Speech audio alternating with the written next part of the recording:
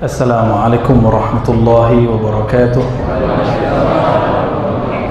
Innal hamdalillah nahmaduhu wa nasta'inuhu wa nastaghfiruh wa na'udzu billahi min shururi anfusina wa min sayyiati a'malina. May yahdihillahu fala mudilla lahu wa may yudlilhu fala hadiya lahu. Amma ba'd. Allahumma akhrijna min zulumatil wahmi wal jahl ila al-ma'rifati wal ilmi. Amin ya rabbal alamin. Yang saya hormati para ustadz, para guru, para tokoh masyarakat, mohon izin duduk lebih tinggi ya. Begitu juga para jamaah yang pasti berakidah ahlus sunnah.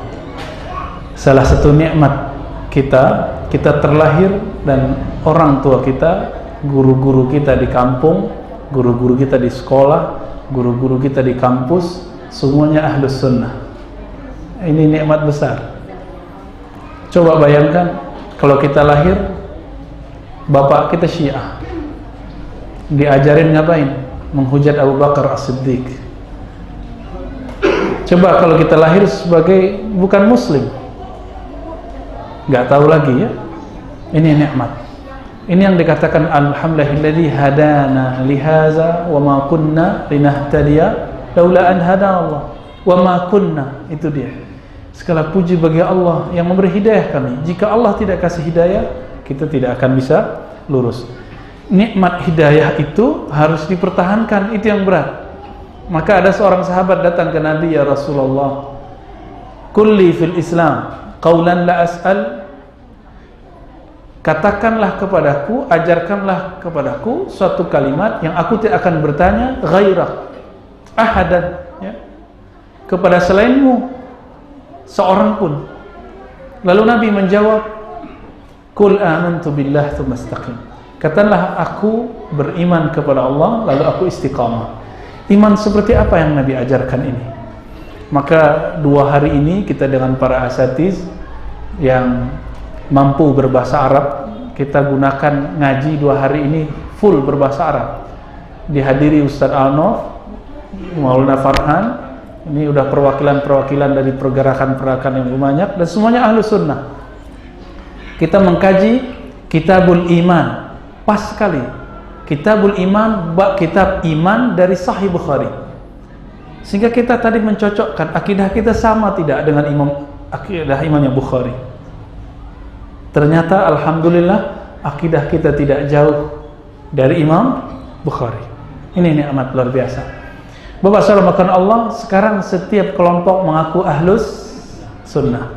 Ini kalau kayak gadis diperebutkan cowok-cowok ya. Kalau kayak cowok cakep gitu, cover boy, diperebutkan ahlus sunnah itu. Setiap kelompok mengatakan dirinya ahlus sunnah. Inilah akidah ahlus sunnah. Inilah akidah ahlus sunnah. Saya datang bukan untuk mengatakan saya paling ahlus sunnah, tapi kita semua sudah ahlus sunnah. Tapi kita mau sedang memperjelas kita ahlus sunnah jenis kelaminnya apa ya, jenisnya yang mana ini yang kemudian belum jelas, maka kita perjelas. Bapak saudara ikhwan akhwat fillah, ahlus sunnah apa artinya? Orang yang mengikuti sunnah. Adakah di hadis suruhan ngaku ahli sunnah? Ternyata nggak ada juga. Yang ada cuma apa? Ini yang hadis sering kita baca. Nabi mengatakan seluruh umat Yahudi Nasrani terpecah. Begitu juga umatku. Umatku berapa terpecahnya? Menjadi lebih parah Pak. 73. Kalau umat terdahulu cuma 71, 72, umat kita 73. Lebih parah atau lebih hebat? Lebih parah Pak. Namun kemudian beliau ditanya, man hiya ya Rasulullah? Semuanya masuk neraka kecuali satu. Berarti mampir dulu ke neraka sebelum masuk surga. Masuk surga juga semua nanti, tapi mereka karena keliru, mereka disiksa dulu. Nah, semoga kita nggak termasuk nih. Makanya semua kelompok ingin disebut ahlus sunnah. Kenapa? Ada jaminan dari Nabi. Semuanya masuk neraka, kulluhum finnar illa firqah wahidah, kecuali satu firqah, illa millah wahidah di riwayat lain, kecuali satu kelompok di riwayat Imam Abu Daud, illa jamaah ya, kecuali jamaah. Maka semua kelompok aku itulah jamaahnya. Ini problemnya. Tapi kan nggak bisa ngaku-ngaku. Sudah banyak air, ya. Ini apa mereknya nih? Udah cabut ya. Nggak boleh iklan ya. Iklannya iklan mereknya A, gitu ya. Terus tiba-tiba ada yang ngaku dia juga jual A. Pas dicek, oh beda. Cover apa namanya Ustaz? Penutupnya beda. Pas dilihat ada simbol-simbolnya biasanya, oh beda. Berarti itu namanya Ahlus Sunnah tapi versi yang ono gitu ya. Dan kita akan ceritakan nanti secara detail semampu kita, sesanggup kita tentang Ahlus Sunnah di dunia, bukan Indonesia aja, bukan Pekanbaru aja. Berapa macam Ahlus Sunnahnya nanti. Karena kita nggak mau tahzir mentahzir Pak, capek. Apa tahu tahzir? Mewaspadai. Jangan ikut itu, jangan, enggak. Kita nggak akan ngomong gitu. Kita sedang ingin mempersatukan. Nanti mereka ketemu di mana? Kita cek nanti ya. Walaupun mereka yang sekarang nggak mau ketemu, Pak, kita ketemuin aja ya. Mengamalkan amanah dari surah Al-Hujurat. Jadi Allah yang berpesan. Fa aslihu baina akhawaykum. Kemudian innamal mu'minuna ikhwah. Fa aslihu, ya, sesungguhnya mukmin, orang beriman itu bersaudara, maka islahkanlah. Maka kita akan berusaha untuk mengislahkan semampu kita. Islah itu bukan menyatukan, ingat. Islah bukan menyatukan. Islah itu cuma mencari titik temu sehingga orang berhenti dari hujat menghujat. Satu kali Ibnu Umar ditanya, ini ada di Sahih Bukhari tadi ya, mengenai kelompok Murji'ah. Murji'ah itu kelompok nyeleneh di zaman sahabat Nabi. Nabi sudah wafat. Kelompok apa namanya? Murji'ah itu yang mengatakan iman itu di hati aja. Nggak sholat nggak apa-apa. Ya. Tapi mereka masih syahadat. Ibnu Umar nggak mau jawab pakai aneh-aneh. Dia cukup jawab dengan sibabul muslim fusuq wa qitaluhu kufur. Mencaci sesama muslim itu fasik. Maka ciri-ciri dai fasik suka mentahzir. Ciri-ciri ulama fasik suka jelek-jelekin orang. Ciri-ciri dai-dai muhibbud dunya, pencinta dunia, suka nyari kesalahan orang. Qalbunya isinya hasad. Nah, kita nggak mau yang begitu. Kita sedang mencari titik temu semampu kita. Nggak mau dipertemukan ya sudah. Kita cukup mengamalkan ayat ini, fa aslihu baina akhawaykum. Maka islahkan antara saudara-saudaramu. Lalu apa kata Nabi? Ciri-ciri Ahlus Sunnah itu man ana alaihi wa ashabi. Yang ikut aku dan ikut sahabatku. Ikut aku disebut Ahlus Sunnah, ikut sahabat disebut jamaah. Ahlus Sunnah wal. Jadi istilah Ahlus Sunnah bukan berasal dari zahir hadis, tapi dari makna hadis. Ada hadisnya, tapi riwayat Tabrani dan hadis dhaif. Ya, apa itu ya Rasulullah? Itu kelompok Ahlus Sunnah wal Jamaah, tapi hadis dhaif. Baik. Lalu kita ini Ahlus Sunnah. Ahlus Sunnah yang mana? Kalau saya tanya, tadi saya tanya ke Ustadz Al-Nof, orang Riau, dulu ulama yang bawa Islam ke sini siapa? Tapi beliau kurang yakin ya. Saya mau tanya yang orang Melayu nih. Dulu yang bawa Islam ke sini, kemudian terkenal dengan keulamaannya siapa? Masih ingat nggak? Ya, kemudian yang tahun-tahun 20-an atau ya 1900-an lah ya. Kerajaan Bengkalis itu ada raja ya.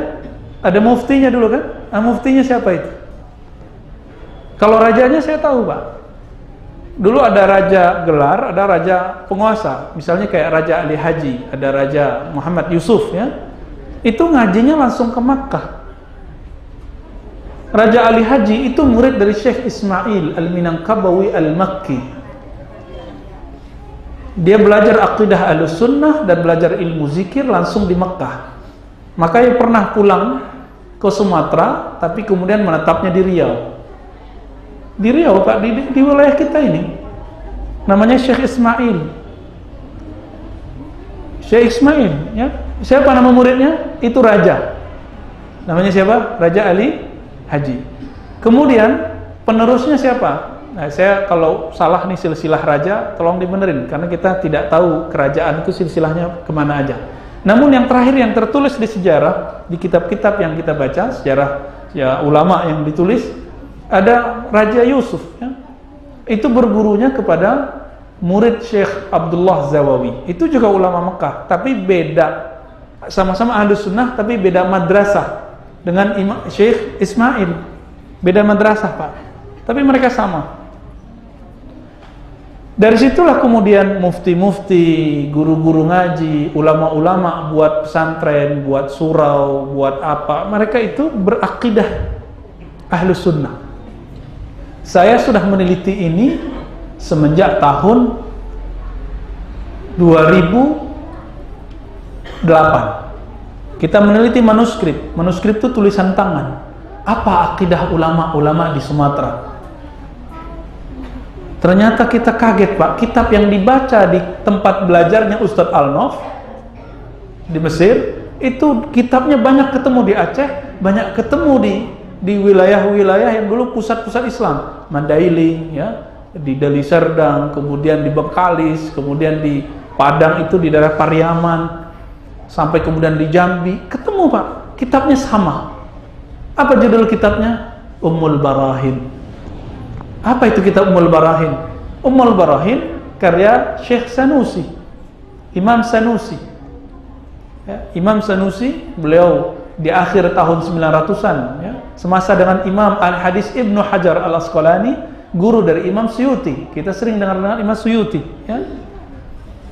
Nah, Imam Sanusi ini punya murid banyak. Nah, muridnya itu yang nyalin bukunya dan kitab itu sampai ke negeri kita dan diajarkan di negeri kita. Diajarkan di negeri kita. Nah, ini sebagai contoh. Ulama di Sumatera Barat, saya pernah cek, ya, mereka jalurnya kemana? Ada namanya Syekh Sulaiman Rasuli, pendiri Persatuan Tarbiyah Islamiyah. Yang kata Ustadz Abdul Samad, beliau punya guru yang silsilahnya ke Persatuan Tarbiyah Islamiyah. Kalau di Medan Wasliyah, ya. Kalau di sini apa, Pak? Antara Wasiliyah dan Tertilah, ya, Ahlus Sunnah lah. Itu mereka mengajarkan kitab. Gurunya siapa? Ternyata gurunya di Mekah namanya Syekh Said Bakri Syata. Itu ulama Mekah. Kitabnya dipakai di pesantren, Pak. Untuk fikih judulnya I'anatul Talibin. Sampai ke Jawa, sampai ke Al-Khairat sana di Sulawesi, pakai kitab yang sama. Untuk akidah mereka pakai Ummul Barahin. Ada syarah namanya Syarah Dusuqi. Ya, mungkin yang dari pesantren pernah dengar. Imam Dusuqi itu punya guru Bajuri, ya. Sampai di Betawi jadi Baijuri, Pak. Ya, Baijuri. Ya, tapi ternyata emang ditulisnya ada yang menulis Bajuri, ada Baijuri. Itu ulama Mesir, kitab-kitabnya diajarkan di Makkah, diajarkan di Indonesia. Sebelum Indonesia namanya ada, itu sudah diajarkan kitab-kitab itu. Jalurnya kemana? Jalurnya ke Makkah.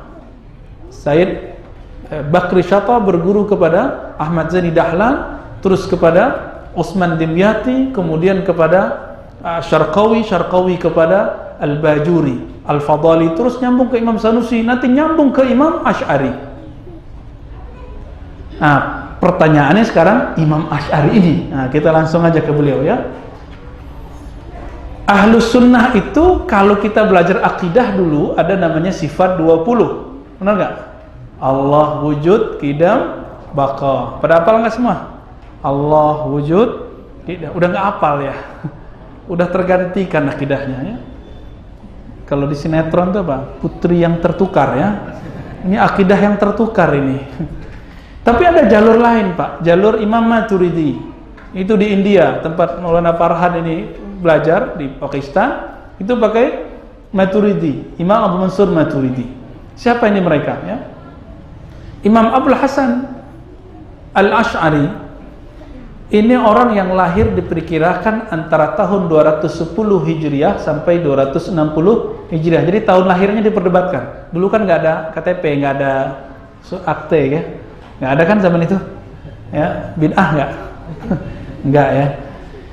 Kira-kira itu, ya. Jadi 250 sampai 260. Anggaplah 255. Anggap 255. Beliau punya ayah namanya Syekh Ismail.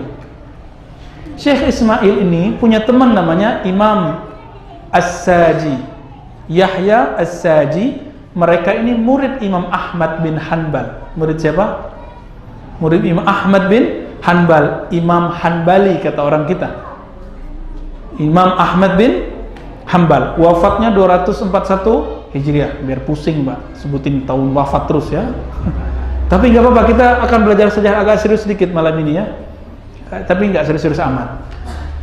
Ini Imam Yahya As-Saji dipesan, diamanahkan oleh Syekh Ismail, kalau saya mati kamu tetap ajarkan anak saya yang bernama Ali, ya, Abul Hasan Al-Ash'ari. Namanya Abul Hasan, ya, nama kecilnya Ali bin Ismail. Akhirnya betul Syekh Ismail meninggal, beliau wafat. Yahya As-Saji, murid Imam Ahmad, jadi guru hadis dan guru fikih dan guru akidahnya Imam Abul Hasan Al-Ash'ari. Tapi kemudian ibunya Abul Hasan Al-Ash'ari menikah dengan seorang ulama Mu'tazilah. Mu'tazilah itu aliran apa lagi? Aliran yang kalau sekarang disebut aliran rasionalis, liberal, kira-kira begitu ya, suka debat. Mereka ini menjadikan akal sumber pertama sebelum Al-Quran. Kalau kita kan Al-Quran dulu, Al-Quran, Sunnah, Ijma, Qiyas. Kalau Mu'tazilah enggak. Mu'tazilah ditulis oleh Al-Qadhi Abdul Jabbar di kitabnya Syarah Usul Khamsah. Pertama itu akal. Jadi akal dulu nih, sumber.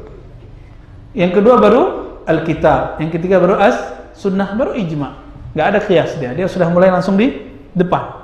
Jadi ditaruh di depan akal. Itu tertulis Pak di kitabnya. Kalau kurang percaya bisa di-download kitabnya. Sekarang kitab itu nggak usah dibeli. Kalau kuat baca di laptop, kuat baca di HP. Tapi kalau kami ngaji di kampus, ngaji di pesantren dulu, emang senangnya baca kitab. Walaupun harganya 3 juta kita beli. Karena mata itu lebih enak baca. Dulu kita ngaji baca kitab. Imam Abul Hasan Al-Ash'ari yang masih kecil waktu itu namanya Ali, punya ayah tiri bernama, ini ulama Mu'tazilah, namanya Abu Ali Al-Jubai. Dibaca juga Jubai. Siapa namanya? Abu Ali Al-Jubai. Abu Ali Al-Jubai ini udah ulama besar di Baghdad, tapi kelompok Mu'tazilah. Abu Ali Al-Jubai ini mengkader si Abul Hasan kecil, Abul Hasan Al-Ash'ari kecil, dikader sampai kemudian terjadi persaingan antara dia dan anak kandungnya Abu Ali Al-Jubai, namanya Abu Hashim Al-Jubai. Terjadi persaingan. Namun yang hebat siapa? Al-Ash'ari. Maka di saat Imam Ash'ari baru berumur 20 tahun, dia sudah menjadi pemimpin Mu'tazilah. Tadinya apa? Tadinya Ahlus. Jadi ini cerita yang jarang diceritakan orang. Imam Ash'ari itu 3 periode, tapi salah sebut orang periodenya.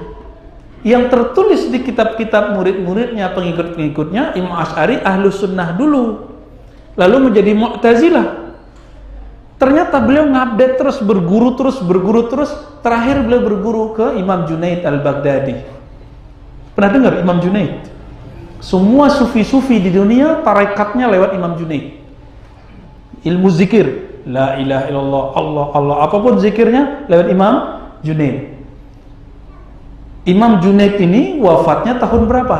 Tadi Imam Ash'ari tahun berapa lahirnya?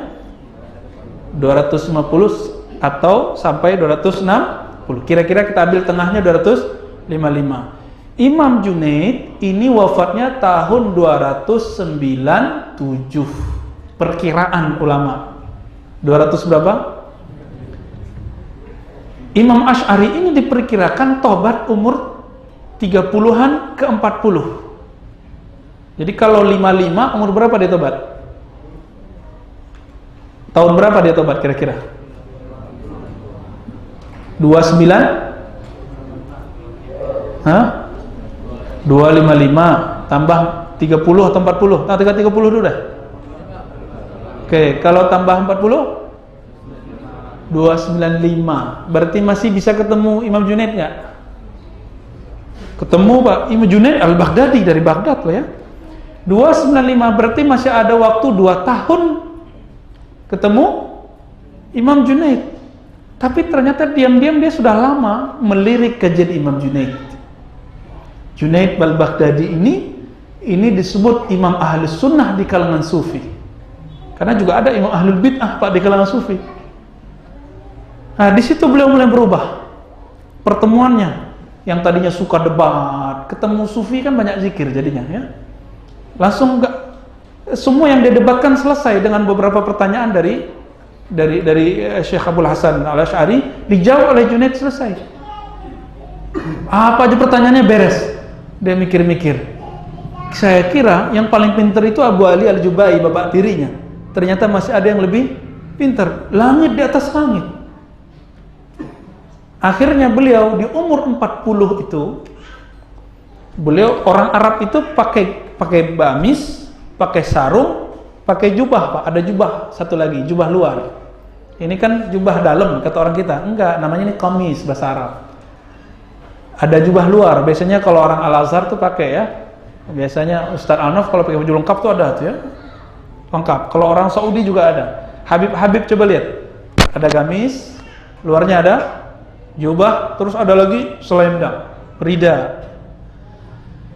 Beliau buka jubahnya, lalu beliau berkhutbah dan mengatakan, siapa yang belum kenal aku, kenalkan aku Abdul Hasan Al-Asy'ari. Orang kenal dia semua, udah imam di Baghdad. Apa kata beliau? Ini jubah saya copot, saya lempar, sebagaimana juga saya melempar ajaran bapak tiri saya Abu Ali Al-Jubai.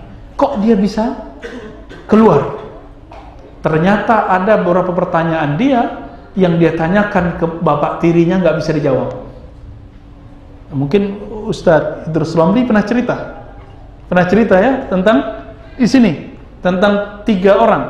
Ya, kita ulang lagi Pak. Kita coba lihat sisi lain. Itu baru salah satu cerita. Imam Subuki menyebutkan cerita yang banyak, Imam Ibnu Asakir menyebutkan cerita yang luar biasa lebih banyak. Namun cerita yang paling mengena itu adalah orang Mu'tazilah itu punya akidah. Akidahnya kayaknya bagus, tapi masalah.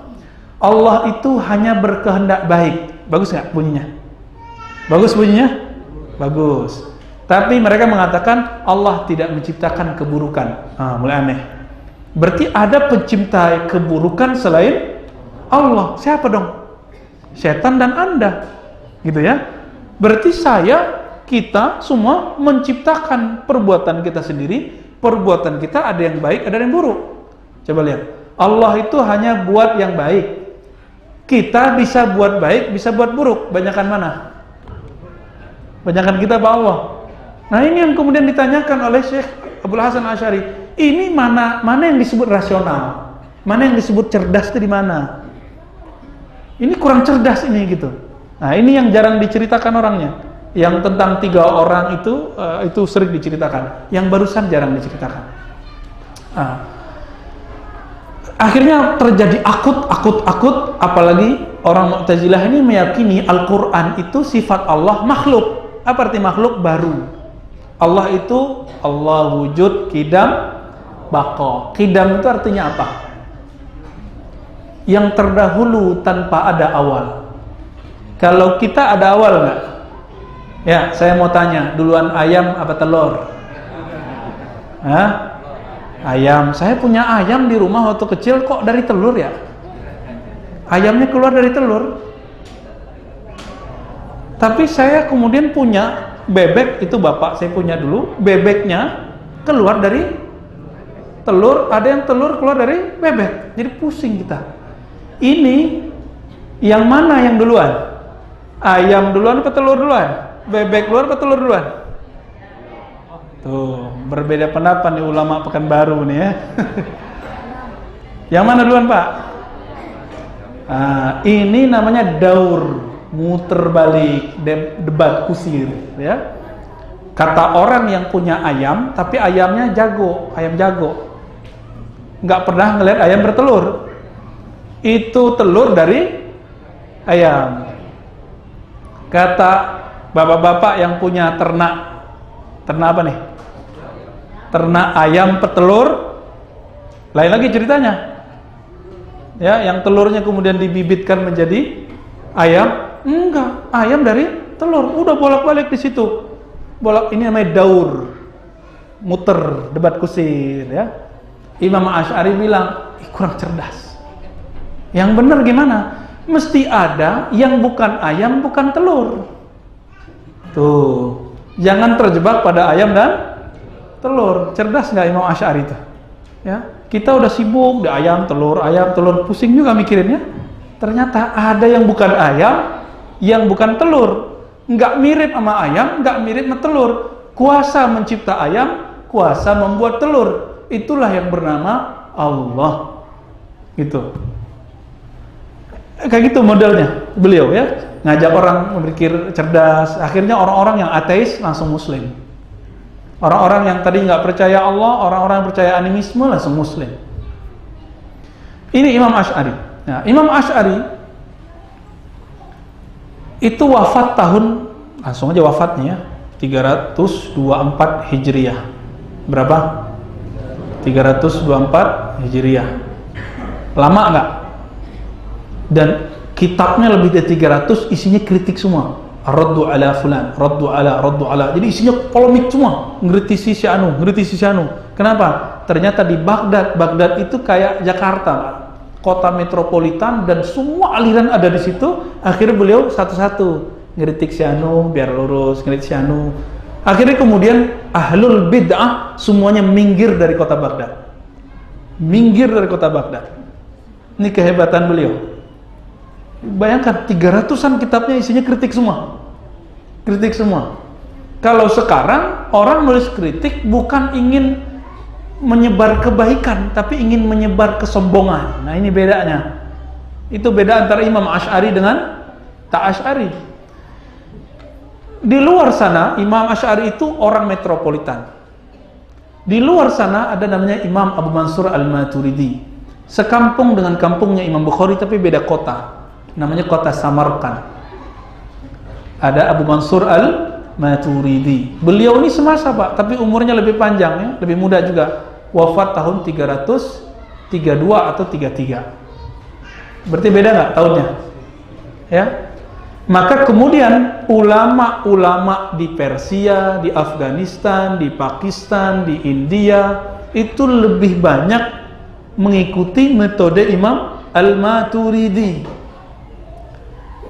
Pas kemudian muncul 2 abad setelah itu ada imam-imam, diantaranya kemudian beberapa waktu setelah itu Imam Bazdawi menggabungkannya.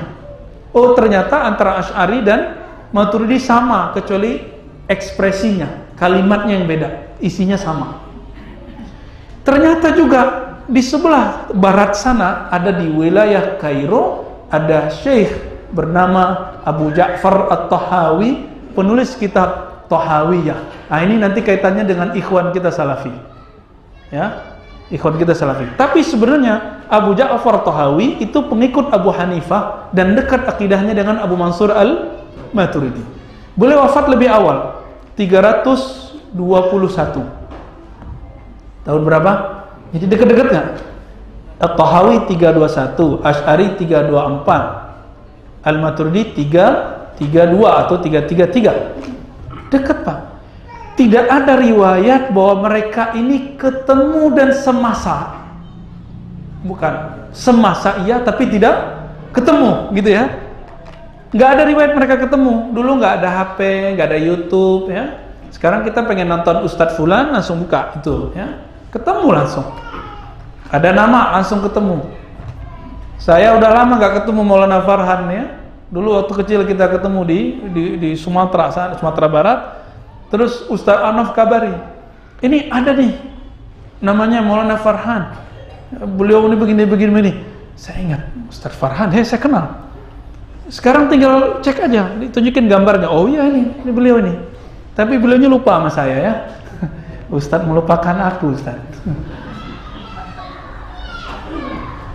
Mereka tidak pernah ketemu. Kita cek kitabnya. Imam Tahawi lebih tua, ilmu hadisnya lebih kental Pak. Imam Tahawi ini punya kitab hadis banyak. Kenapa? Karena di Kairo saat itu tidak banyak orang debat masalah akidah. Orang banyak ngaji hadis. Dulu Imam Tahawi ini bermazhab Syafi'i. Tapi kemudian dia ketemu dengan seorang imam bermazhab Abu Hanifah yang sudah pintar ilmu hadis, pindah mazhab. Jadi bisa aja orang pindah mazhab. Ini siapa? Imam Tahawi. Jadi orang pindah mazhab itu biasa. Dari dulu udah biasa Pak. Tapi mereka nggak saling menyalahkan. Ya, Imam Abu Al-Hasan Al-Ash'ari tadi gimana? Dari ahli sunnah jadi Mu'tazilah, balik jadi ahlus sunnah. Ini yang benar ceritanya. Bukan dari Mu'tazilah menjadi Kulabiyah, Asy'ariyah, menjadi Salafiyah. Bukan. Nggak begitu ceritanya. Di akidahnya sudah salaf. Pertama ahli sunnah salaf, udah salaf dia. Lalu Mu'tazilah, lalu menjadi ahli sunnah lagi, ikut salaf lagi. Itu yang sahih. Kita cek. Maka Imam Ibnu Asakir ahli hadis nulis kitab. Judulnya Tabyin Kadzbil Muftari Fima Nusiba Ilal Imam Abil Hasan Al-Ash'ari. Penjelasan kebohongan orang yang bercerita tentang Ash'ari, bahwa Ash'ari itu berapa? Pindah menjadi begini gitu ya. Nah ini kemudian di satu kitab Pak. Kitab ini kita ajar di Ma'had Darus Sunnah di Jakarta. Kita ajar untuk mahasiswa semester 6 dan semester 8. Kita ajar kitab ini. Nah, Imam Tahawi ini pas kita cek kitabnya, Tahawiyah, Asy'ariyah, Maturidiyah, ternyata akidahnya sama. Akidahnya sama. Dan Imam Tahawi ini kitabnya dipakai oleh teman-teman ikhwan-ikhwan Salafi yang sekarang. Jadi sebenarnya kita ini masih satu ke atasnya. Masih satu Pak ke atasnya. Akidah Tahawi kok nggak terkenal karena beliau tidak tinggal di kota metropolis. Lebih terkenal hadisnya daripada akidahnya. Nah ini. Lalu Indonesia ini ahlu sunnah, benar nggak? Ahlu sunnah yang mana nih Indonesia? Nah sebelum ahlu sunnah Indonesia deh ya, kita cek dulu dunia sekarang. Al-Azhar akidahnya apa Pak? Ahlu sunnahnya dua, Asy'ariyah dan Maturidiyah. Kok nggak Tahawiyah disebut? Karena sudah masuk include Tahawiyah. Kemudian bermazhab fikih 4 mazhab dan bertasawuf. Itu ahli sunnah. Dirumuskan oleh Azhar dan ternyata di Yaman juga sama. Habib Umar yang sering datang ke Jakarta, itu beliau sama, kalimatnya sama. Saya juga berguru ke ulama Suriah, berguru ke beberapa ulama dari Tonja, dari Maroko sana, sama. Beda-beda tipis. Lalu kita sekarang masuk ke jantung pusatnya Islam. Mana? Mekah dan Mekah Madinah ini kita bagi Pak. Mekah Madinah sebelum negara Saudi berdiri dan setelah Saudi berdiri. Kapan berdiri Saudi? 1924. Ini ya apa yang tertulis di buku sejarah ya. Bisa di sebelumnya, tapi baru ditulisnya 1924. 1924 Muhammadiyah udah berdiri belum di Indonesia? Muhammadiyah tahun berapa Pak? 1912 pada 13? 12 ya? NU kapan Pak berdiri? Ini nggak ada NU politik ya, NU aja. NU Syekh Hasyim Asy'ari. Syekh Hasyim Asy'ari. Ini seperguruan dengan pendiri Muhammadiyah ya. Belum ada partai saat itu ya. Belum ada calon presiden saat itu. Jadi kita nggak ngurus yang sekarang ya, kita urusin yang dulu nih. Syekh Hasyim Asy'ari, Syekh Ahmad Dahlan, kita sebut Syekh Pak, bahasa Indonesianya Kiai ya. Orang ini buat lembaga dan asalnya sama, akidahnya ahlus sunnah. Buka majelis tarjih, halaman depannya itu yang tentang bagian pertama sama akidahnya dengan Syekh Hasyim Asy'ari, persis sama. Cuma beliau Syekh Ahmad Dahlan tidak membunyikan itu akidahnya Asy'ari atau Maturidi. Tidak membunyikan mazhabnya dengan mazhab Syafi'i. Karena Majelis Tardih ini punya metode beda dengan mazhab kebanyakan. Lalu NU mempertegas. Dulu belum ada istilah NU, dulu Nahdlatul Ulama aja. Sebelum itu namanya Komite Hijaz. Dulu ada isu kubur Nabi mau dipindah, dikeluarkan dari Masjid Nabawi. Maka ulama-ulama pesantren, dulu belum ada nama NU atau tidak NU, dulu belum ada. Ulama-ulama itu buat semacam hay'ah, lajnah, komite, dikirim ke Hijaz untuk membuat semacam nasihat atau peringatan kepada pemerintah di sana. Maka didirikanlah Komite Hijaz. Itu yang kemudian berhasil, salah satunya, dan pulang-pulang disebutlah gerakannya Nahdhah. Apa arti Nahdhah? Kebangkitan ulama, para ulama. Kok nggak disebut Ahmadiyah gitu kan? Udah ada Muhammadiyah. Karena Ahmadiyah sudah menjadi ajaran agama baru, Pak. Di Sumatera ada orang-orang Dayah, ada orang Wasiliyah, ada orang-orang Persatuan Tarbiyah Islamiyah. Nah, mereka gurunya sama nanti. Contoh ini yang gampang. Persatuan Tarbiyah Islamiyah itu pendirinya ada beberapa ulama yang terkenal itu 3 ya. Dari Kabupaten Agam, Kota Bukit Tinggi itu ada namanya Syekh Sulaiman Ar-Rasuli. Kemudian dari Payakumbuh ada namanya Syekh Abdul Wahid As-Salihi. Di daerah Padang Panjang ada namanya Syekh Jamil Jau. Ya, Syekh Jamil Jau. Orang 3 ini punya teman banyak, diajak gabung, jadilah Persatuan Tarbiyah Islamiyah. Nah, barengan Pak sama Muhammadiyah nih masuknya, barengan semua.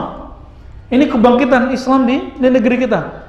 Pas kita cek semua ke atas, dulu Syekh Sulaiman Rasuli konflik sama Ayah Buya Hamka. Jadi ini generasi Ayah Buya Hamka. Kita kenal semua kan Ayah Buya Hamka. Ayahanda Buya Hamka namanya Syekh Abdul Karim bin Amrullah. Digelari dengan Haji Rasul. Sedangkan Syekh Sulaiman namanya Sulaiman Rasuli. Udah punya Rasul-Rasul belakangnya ya. Mereka awalnya konflik. Kenapa? Syekh Sulaiman Rasuli ini dalam fikih, kalau ada orang meninggal, nggak mempersalahkan makan di rumah orang yang meninggal. Bagi Syekh Abdul Karim Amrullah, ayah Buya Hamka, ini dianggap tidak benar. Kenapa? Guru mereka namanya Said Bakri Syata di Mekah, nulis kitab I'anatul Talibin, fikih mazhab Syafi'i, ahlu sunnah, melarang makan-makan di rumah orang berduka. Tapi muridnya beda pendapat, Pak. Gurunya sama tuh. Tuh, di situ kayaknya. Ternyata Syekh Sulaiman Rasuli dapat guru lain yang membolehkan. Dapat hadis baru. Sebenarnya hadis sudah lama, tapi dia baru dapat. Sedangkan Syekh Abdul Karim Amrullah, dia nggak mau ganti, dia maunya ikut gurunya, ulama Makkah Said Bakri Syata. Jadi yang nggak mau makan di rumah orang mati itu bukan berarti dia Wahabi, Pak, bukan. Itu Syafi'i itu. Cuma sekarang dituduh gitu ya. Wahabi pun nggak semuanya salah. Nah, ini cek. Kenapa Wahabi disebut Wahabi? Muhammad bin Abdul Wahab. Syekh Muhammad bin Wahab rahimahullah ini, saya masih nyebut Syekh dan rahimahullah. Nah, karena kita punya sejarahnya yang beda dengan sejarah yang dipakai oleh beberapa kiai-kiai pembenci Wahabiyah. Ya, kita ada kritik tapi kita nggak benci. Nah, ini bedakan. Kita ada kritik tapi kita tidak benci. Ini bedanya antara mubghid dengan muhib. Orang kolbunya isinya kebencian dengan orang yang kolbunya isinya kasih sayang. Semoga kita termasuk yang kasih sayang. Amin. Syekh Muhammad bin Wahab ini punya guru namanya Muhammad Hayat As-Sindi. Akidahnya Ahlus Sunnah Maturidiyah. Beliau dari India, Pak. Tinggal di Madinah, maka disebut Al-Madani. Jadi ulama di Masjid Nabawi. Siapa namanya? Muhammad Hayat Sindi. Dia bermazhab Hanafi dan bertariqat Sufi. Siapa bilang Imam Wahabi tidak tahu thariqat? Tahu thariqat dia. Tapi dia tidak mau thariqat itu yang fanatis, gitu aja Pak bedanya. Coba buka buku-bukunya. Sekarang aja yang kemudian diinterpretasikan, ditafsirkan terlalu bebas, akhirnya orang teman-teman yang intisab, yang menisbatkan dirinya kepada Wahabiyah Salafiyah, kok bentrok sama ulama sufi. Padahal Syekh Muhammad Abdul Wahab berguru kepada ahli hadis yang sufi. Dia punya judul buku ya, Majmu' Rasail Muhammad Abdul Wahab. Ditulis di situ ketika beliau diisukan di Hijaz yang sekarang jadi Saudi, beliau mengkafirkan fulan, mengkafirkan sufi, mengkafirkan tarekat, mengkafirkan ulama ini, ulama itu. Apa dijawab? Ini hanyalah buhtanun azim, kebohongan yang nyata. Apa kata dia? Saya dituduh, yuftara alayya anni ukaffiru fulan, fulan disebutkan, aku mengkafirkan Sufi Ibn Arabi, Sufi fulan, Syekh fulan, Imam fulan. Dia bilang, enggak, saya enggak pernah mengkafirkan. Kalau di Sumatera Barat, saya nggak tahu di sini, kalau ada orang meninggal itu baca buku sholawat, tahu nggak? Judulnya Dalailul Khairat. Imam terdahulu biasa baca kitab ini untuk sholawat. Tapi orang awam tidak paham, ini kan buku tambahan, bukan buku inti. Yang inti Quran dan Sunnah, bukan hadis Pak ya. Quran dan Sunnah. Kalau ahli hukum lebih senang nyebut Sunnah. Quran dan Sunnah ternyata oleh anak-anak awam, murid-murid pemula dinomor duain. Baca kitab salawat lebih sering daripada baca Al-Quran. Maka beliau mengatakan, saya hanya melarang murid-murid lebih sering baca buku selain kitabullah. Tapi saya dituduh mengkafirkan orang yang baca dalail. Ini beda. Kemudian gerakan Wahabiyah berkembang begitu rupa, itu sudah di luar kemampuan Muhammad bin Abdul Wahab rahimahullah. Jadi mereka masih nyambung Pak. Jadi tauhidnya Muhammad Wahab apa? Ini dia nanti ngikutnya Syekh Imam Tahawi ya, ke atasnya. Nanti terus Ibnu Taimiyah yang digelari Syekhul Islam. Muridnya Ibnu Taimiyah namanya Ibnu Qayyim. Ibnu Qayyim punya murid namanya Ibnu Abil Izz. Dia menjadi penjelas akidah Imam Tahawi versi Imam Ahmad. Tapi ternyata Imam Ahmadnya masih versi Ibnu Taimiyahnya. Muncullah tandingan dalam tanda kutip sifat 20. Apa tandingannya? Uluhiyah, rububiyah, asma was sifat. Orang belajar sifat 20 juga ada uluhiyah, rububiyah, asma was sifat, tapi beda. Apa yang membedakan ini? Itu perlu pertemuan lagi. Karena waktu kita pendek ya. Ini, jadi kenapa beda? Karena Ahlus Sunnah Asy'ari Maturidi pakai sifat 20. Uluhiyah, rububiyah, asma sifatnya lebih longgar daripada uluhiyah, rububiyah versi Salafi. Bagi Salafi, tiga ini kenceng Pak, perbedaannya jadi panjang. Panjang nanti ke sini. Itu yang kemudian yang menyebabkan dari semenjak zaman Ibnu Taimiyah sampai hari ini susah mempertemukan antara Ahlus Sunnah Asy'ariyah Maturidiyah dengan Ahlus Sunnah Salafi. Saya masih sebut Ahlus Sunnah juga. Walaupun beberapa teman saya pendakwah bilang itu bukan Ahlus Sunnah, masih Ahlus Sunnah. Tapi Ahlus Sunnah yang punya konsepnya beda, bukan pakai sifat 20. Bahkan nuduh orang yang pakai sifat 20 hanya meyakini 7 sifat Allah. Kan nggak benar. Tanya Ustadz Al-Maf ini pakar sifat 20 Pak, emang sifat Allah cuma 7 Ustadz? Enggak kan? Enggak ya. Lalu muncul kelompok lagi yang lain, kelompok ini, kelompok itu, kelompok ini. Contohnya misalnya ada Hizbut Tahrir. Hizbut Tahrir itu pendirinya bernama Taqiyuddin An-Nabhani, itu ulama hebat. Imam Taqiyuddin, beliau imam Pak. Siapa yang mengatakan Syekh Said Mamdouh? Beliau imam dalam beberapa hal. Saya lebih senang nyebutnya Syekh. Syekh Taqiyuddin Nabhani ini tamatan Azhar. Jadi kakak kelasnya Ustaz Anaf, ya, bapak kelas, ya kakek kelas kali ya. Syekh Taqiyuddin Nabhani ini pernah ketemu dengan Syekh Hasan Al-Banna, pendiri Ikhwanul Muslimin yang ngajarin baca maksurat pagi sore. Ya, ahli sunnah juga, tapi ahli sunnah pergerakan. Semuanya ahli sunnah kok ya, tapi pergerakan, Pak. Beliau mengatakan Syekh Hasan Al-Banna ini bagus pergerakannya, tapi kok gak terjun ke politik. Maka dia pulang ke kampungnya Yordan, dia buatlah partai politik, namanya Hizbut Tahrir. Hizb artinya kelompok, partai Tahrir pembebasan Palestina, gitu maksudnya. Hizbut Tahrir itu cita-cita yang mau meneruskan apa yang diciptakan oleh Syekh Hasan Al-Banna. Lalu beliau buat buku tentang konsep khilafah. Di situ mungkin keseleo dikit. Dicarilah kesalahannya oleh seorang ulama di Libanon. Keseleo dikit, biasa. Emang ada ulama yang nggak keseleo, ya? Salah ngomong, salah tulis, itu biasa, Pak. Namun bagi ulama Libanon, namanya Syekh Abdullah Al-Harari, saya pernah ketemu muridnya tahun 2006. Namanya siapa? Syekh Abdullah Al-Harari Al-Habashi, digelari oleh musuh-musuhnya Ahbash. Apa? Ahbash.